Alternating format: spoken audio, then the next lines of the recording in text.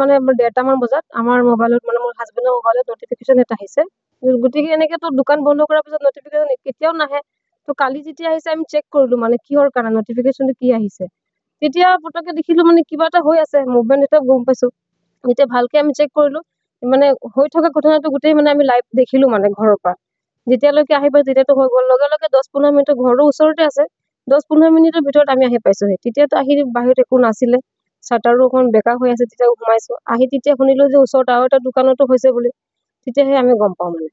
Cash টকা লৈ গৈছে নেকি? কেছ লৈ গৈছে। আৰু কিবা অন্য বস্তু কিবা লৈছে? না, অন্য বস্তুত একো হাত দিয়া নাই।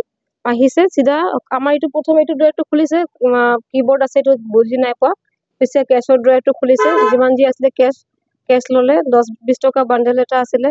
আৰু জনেতো কেছ ইন হেণ্ড কিবা এটা আমি থৈ যাওঁ প্ৰত্যেক দোকানতে, সেইটো আছিলে আৰু কইনছ লৈ গৈছে।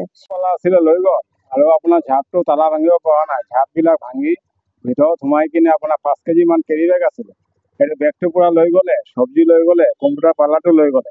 আৰু কেছত মানে আপোনাৰ 100-200 টকা মান খুচৰা আছিলে, সেইবিলাক লৈ গ'লে। কেছটো পুৰা উল্টাই আপোনাৰ চালে, পুৰা কাগজ পত্ৰবিলাক পেলাই দিলে, চব্জিও লৈ গ'লে আপোনাৰ।